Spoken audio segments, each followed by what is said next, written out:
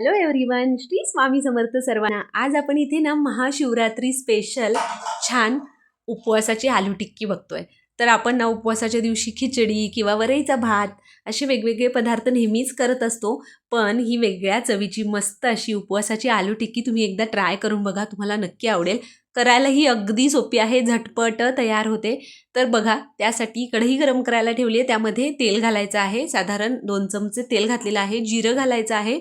जिरं छान फुललं की त्यानंतर आलं आणि मिरचीची मी इथे पेस्ट घातलेली आहे। पाणी न घालता मिक्सरमध्ये जाडसर वाटून घेतलेली आलं आणि मिरचीची पेस्ट घालायची आणि त्यानंतर मीडियम आकाराचे 4 ते 5 बटाटे, आपल्याला शिजवलेले बटाटे हाताने कुस्करून घालायचे आहेत।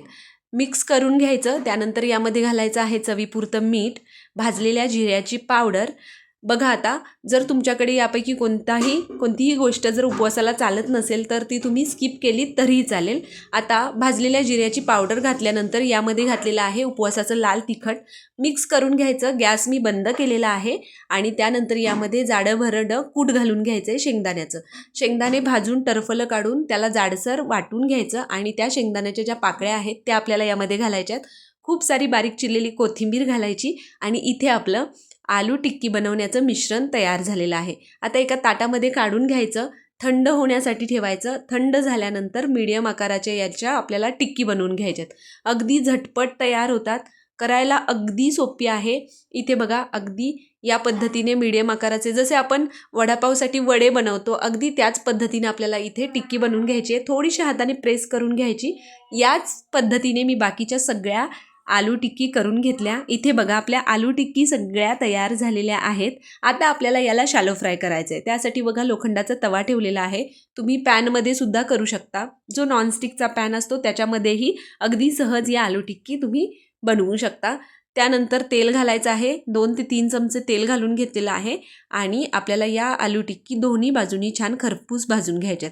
तर साधारणपणे 1 ते 2 मिनिटं याला मी मंद आचेवर एका बाजूनी छान फ्राय होऊ दिलं आणि त्यानंतर दुसऱ्या बाजूनीही आपल्याला अशीच खरपूस ही आलू टिक्की भाजून घ्यायची। तुम्ही बघू शकता रंग किती अप्रतिम आलाय आणि बटाट्याची ही जी आपण मिश्रण बनवतो त्याचा सुगंध अप्रतिम येत होता।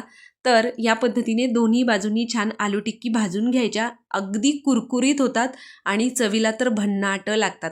तर तुम्हाला जर साबुदाण्याची खिचडी किंवा वरईचा भात असे तेच पदार्थ खाऊन जर कंटाळा आला असेल तर तुम्ही या पद्धतीनेही अगदी वेगळ्या चवीची मस्त आलू टिक्की नक्की ट्राय करून बघा, तुम्हाला नक्की आवडेल।